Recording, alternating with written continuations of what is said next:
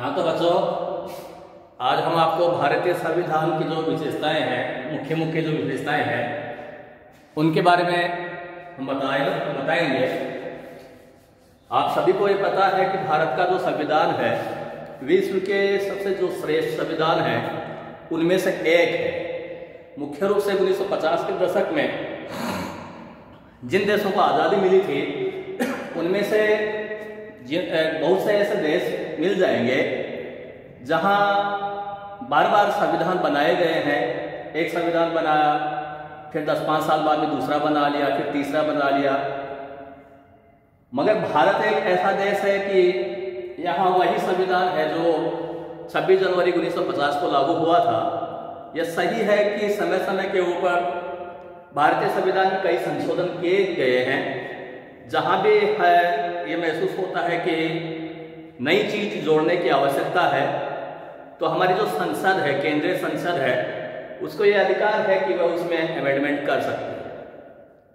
मैं बताकर गया था आपको इससे पहले जो क्लास हुई थी कि भारतीय संविधान में 3 प्रकार से संशोधन किए जाते हैं।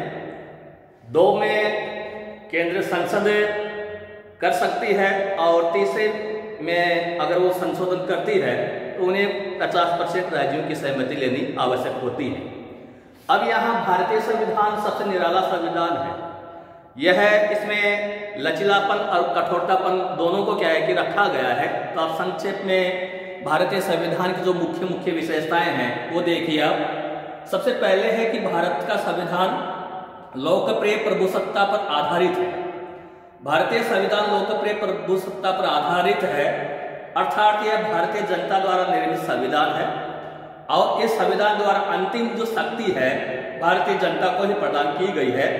संविधान की प्रस्तावना में कहा गया है कि हम भारत के लोग दृढ़ संकल्प होकर अपनी इस संविधान सभा में आज दिनांक 26 नवंबर 1949 ईस्वी को एतत् द्वारा संविधान को अंगीकृत, अधिनियमित और आत्मनिर्मित करते हैं।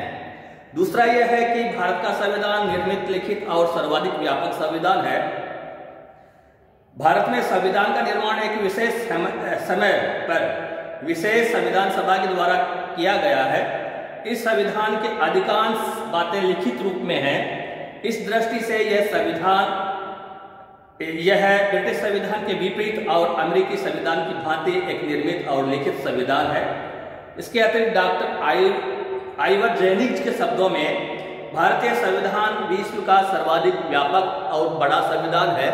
जब संविधान बना था तो उसमें 395 अनुच्छेद थे, 8 अनुसूचियां शामिल थी।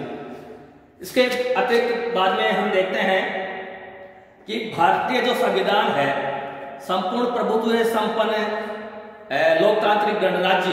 संविधान की प्रस्तावना में स्पष्ट उल्लेख किया गया है कि संपूर्ण प्रभुत्व संपन्न लोकतांत्रिक राज्य भारत एक गणराज्य है। और इसके अतिरिक्त हम देखते हैं कि भारतीय संविधान एक समाजवादी राज्य का समर्थन करता है। संविधान सभा में इस बात पर पर्याप्त वाद विवाद हुआ था कि भारत के द्वारा समाजवाद को राज्य दर्शन के रूप में स्वीकार किया जाए अथवा नहीं। अंत में यही सोचा गया था कि किसी विशेष दर्शन को स्वीकार करने से नवीन विवादों का जन्म मिलेगा। लेकिन इस बात पर सभी भारतीय सहमत रहे हैं कि भारत के लिए समाजवाद का मार्ग भी उपयुक्त हो सकता है। इस सामान्य भावना को स्वीकार करते हुए 42वें संविधान संशोधन द्वारा प्रस्तावना में समाजवादी राज्य घोषित किया गया है। इसके अतिरिक्त भारत एक सेक्युलर स्टेट है, पंथनिरपेक्ष है।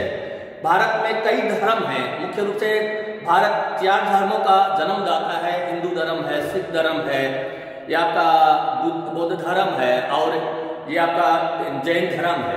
भारत एक ऐसा राज्य है कि जहाँ सभी धर्मों के लोग रहते हैं, इसलिए भारत को एक सेक्युलर स्टेट घोषित किया गया है। भारतीय संविधान के धर्म संबंधी उपबंध पंथनिरपेक्ष अथवा असांप्रदायिक कोई भेदभाव नहीं है, राज्य की आधारशिला है। 42वें संविधान संशोधन द्वारा प्रस्तावना में अब भारत को स्पष्ट रूप से पंथनिरपेक्ष घोषित किया गया है। इसका मतलब यह है कि राज्य का कोई धर्म नहीं होगा और राज्य क्या है कि किसी धर्म विशेष में रुचि नहीं रखेगा। यानी कहने का मतलब है कि राज्य और धर्म को कोई एक नहीं किया गया है। भारत में सभी धर्मों को समान रूप से महत्व दिया गया है। हर व्यक्ति को यह अधिकार है कि वह अपने धर्म अपनी उपासना, अपनी भाषा, अपनी संस्कृति के उत्थान के लिए काम कर सके। इसके अतिरिक्त भारत का जो संविधान है उसमें कठोरता और लचीलेपन का समन्वय है। संशोधन प्रणाली के आधार पर संविधान दो प्रकार के होते हैं, कठोर संविधान तथा लचीला संविधान। लचीला संविधान उस संविधान को कहते हैं जिसमें साधारण कानून और संवैधानिक कानून में कोई अंतर नहीं किया जाता और संविधान में विधि निर्माण की साधारण प्रक्रिया के आधार पर संशोधन किया जा सकता है। इसके विपरीत कठोर संविधान में संवैधानिक संशोधन के लिए साधारण कानून से भिन्न तथा एक जटिल प्रक्रिया को अपनाया गया है। अनुच्छेद 368 के अनुसार कुछ संविधान कुछ विषयों में संशोधन के लिए संसद के समस्त सदस्यों के बहुमत और उपस्थिति के 2/3 बहुमत के अतिरिक्त कम से कम आधे राज्यों के विधानमंडल के अनुसमर्थन भी आवश्यक है। जैसे राष्ट्रपति के निर्वाचन की पद्धति, संघ और इकाइयों के बीच शक्ति विभाजन, राज्यों का संघ में संसद में प्रतिनिधित्व आदि। संशोधन की उपयुक्त प्रणाली निश्चित रूप से कठोर है, लेकिन संविधान निर्माताओं द्वारा पारिभाषिक दृष्टि से कठोर संविधान का निर्माण किए जाने पर भी इस बात का ध्यान में रखा गया कि तेजी से बदलती हुई परिस्थिति के कारण भारतीय संविधान में बहुत जल्दी ही किसी भी प्रकार के परिवर्तन करने की आवश्यकता हो सकती है। इसलिए व्यावहारिक दृष्टि से भारतीय संविधान में के संशोधन की पद्धति उतनी जटिल नहीं है। इसलिए कहा जाता है कि भारत का संविधान में कठोरता और लचीलेपन का दोनों का समन्वय स्थापित किया गया है। इसके अतिरिक्त अगर हम भारतीय संविधान की देखें तो यहाँ संसदात्मक शासन व्यवस्था अपनाई गई है। जब देश को आज़ादी मिली तो यहाँ हमारे सामने ही नहीं पूरी दुनिया के सामने दो मॉडल थे। एक अमेरिकन मॉडल था जिसे अध्यक्षतात्मक व्यवस्था कहा जाता है और एक पार्लियामेंट्री सिस्टम था। तो संविधान सभा के सभी सदस्यों, अधिकांश सदस्यों का यह मत था कि हमें प्रेसिडेंशियल सिस्टम की अपेक्षा पार्लियामेंट्री जो सिस्टम है, संसदात्मक व्यवस्था है, वो अपनानी चाहिए। इसलिए अपनानी चाहिए कि लगभग 200-250 साल तक हम लोग अंग्रेजों के गुलाम रहे थे और समय समय पे अंग्रेजी शासन ने हमें पार्लियामेंट्री सिस्टम में क्या है कि पारंगत भी किया था, या हम ये कह सकते हैं कि हमें हैबिचुअल हो गए थे पार्लियामेंट्री सिस्टम के। इसलिए वहाँ क्या है कि हम लोगों ने संसदात्मक व्यवस्था जो है उसी को क्या है कि अपनाया। पार्लियामेंट्री सिस्टम में राज्य के 2 प्रधान होते हैं। एक औपचारिक प्रधान होता है, औपचारिक प्रधान कोई राजा हो सकता है, राजकुमार हो सकता है, निर्वाचित राष्ट्रपति हो सकता है, कोई रानी हो सकती है, और एक अनौपचारिक प्रधान होता है जो निश्चित रूप से प्रधानमंत्री होता है। तो यहाँ जैसे हम लोग आपको बताएंगे इंग्लैंड और जापान का जो संविधान है दोनों ही क्या है पार्लियामेंट्री सिस्टम के ऊपर आधारित है, मगर वहाँ राजतंत्र है।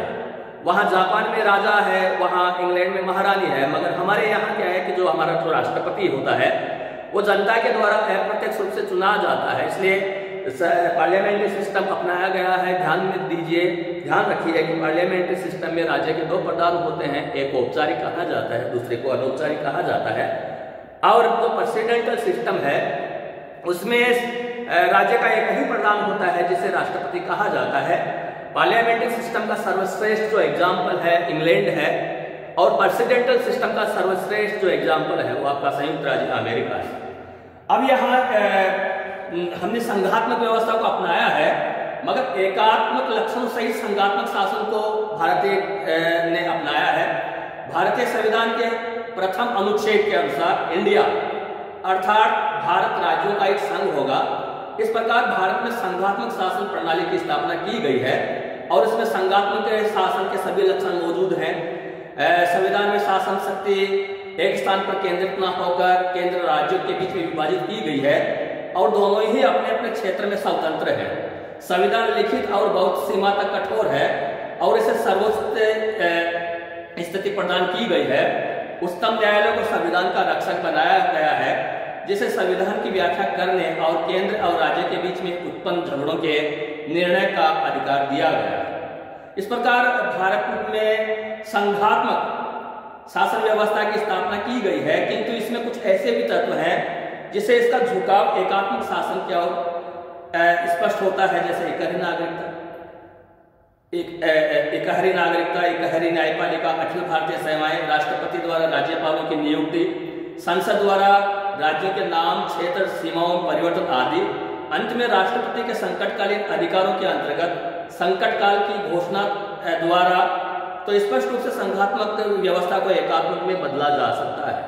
इस संदर्भ में प्रोफेसर केसी विहार ने कहा है, भारत का नया संविधान ऐसी शासन व्यवस्था को जन्म देता है जो अधिक से अधिक अर्धसंघीय है। यह एक ऐसे एकात्मक राज्य की स्थापना करता है जिसमें कतिपय संघीय विशेषताएं हैं, न कि यह एक ऐसा संघात्मक राज्य है जिसमें कतिपय एकात्मक विशेषताएं हैं। इसी प्रकार डी.डी. बसु ने भी कहा है कि भारतीय संविधान न तो पूर्ण संघात्मक है और न एकात्मक, अपितु यह दोनों का समिश्रण है। यह नवीन प्रकार का संघ है।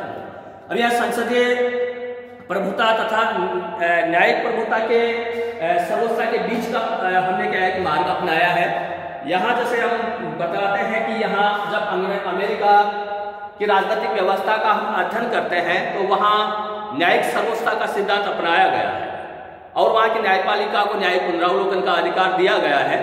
और जब हम इंग्लैंड के साथ राजनीतिक व्यवस्था का अध्ययन करते हैं तो निश्चित रूप से वहाँ पार्लियामेंट्री संसद सर्वोच्च है। संसद वहाँ सर्वोच्च इसलिए है कि वहाँ न्यायिक पुनरावलोकन की कोई व्यवस्था नहीं है। वहाँ डी लोमे नाम का एक विचारक था। डी लोमे नाम के एक विचारक ने तो स्पष्ट रूप से कहा कि इंग्लैंड की जो संसद है सब कुछ कर सकती है, सिवाय महिला को पुरुष और पुरुष को महिला नहीं बना सकती। मगर भारतीय संविधान का अगर हम अध्ययन करते हैं, मैं बार बार आपको बताता हूं कि हमारे जो पूर्वज थे, जो हमारे संविधान निर्माता थे, उन्होंने व्यावहारिक मार्ग को अपनाया था। उन्होंने अति मार्ग का क्या है कि त्याग किया था और वो जानते थे कि भारतीय परिस्थितियों के हिसाब से क्या है कि उन्होंने संविधान का निर्माण किया था। इसलिए भारत में संसदीय प्रभुता तथा न्यायिक सर्वोच्चता के बीच का क्या है कि मार्ग अपनाया है। यहाँ कई मामलों में हमारी संसद क्या है कि सर्वोच्च है और कई मामलों में हमारा जो न्यायपालिका है वो सर्वोच्च है। इसलिए कि हमने भी हमारे संविधान में भी न्यायपालिका को न्यायिक पुनरावलोकन का अधिकार प्राप्त है। इससे पहले जब एक बार क्लास हुई थी, मैंने आपको न्यायिक पुनरावलोकन के बारे में बताया था। भारतीय संदर्भ में जब दोबारा कभी क्लास होगी हम आपको न्यायिक पुनरावलोकन के बारे में बताएंगे। इसके अतिरिक्त भारत का जो संविधान है मौलिक अधिकार और मूल कर्तव्यों की भी क्या है कि व्यवस्था करता है। यहाँ जैसे हम आपको बताएंगे कि भारतीय संविधान जब बना था 7 मूल अधिकार दिए गए थे, मगर 1978 में 44वें संविधान संशोधन के द्वारा ये जो आपका संपत्ति का जो अधिकार था इसको हटा दिया गया है और वर्तमान समय में 6 प्रकार के मूल अधिकार दिए गए हैं। और यहाँ हमने रसिया के संविधान का अनुसरण करते हुए यहाँ मूल कर्तव्य भी क्या है कि जोड़े गए हैं। अगर ये माना गया है कि अगर समाज के विरुद्ध में या राज्य के विरुद्ध में आपके कुछ अधिकार हैं तो निश्चित रूप से राज्य के प्रति भी क्या है कि आपके कर्तव्य हैं। इसलिए भारतीय संविधान में फंडामेंटल जो राइट्स है उनकी व्यवस्था की गई है और यहाँ क्या है कि फंडामेंटल राइट्स के साथ साथ मूल कर्तव्य है उनकी भी व्यवस्था की है।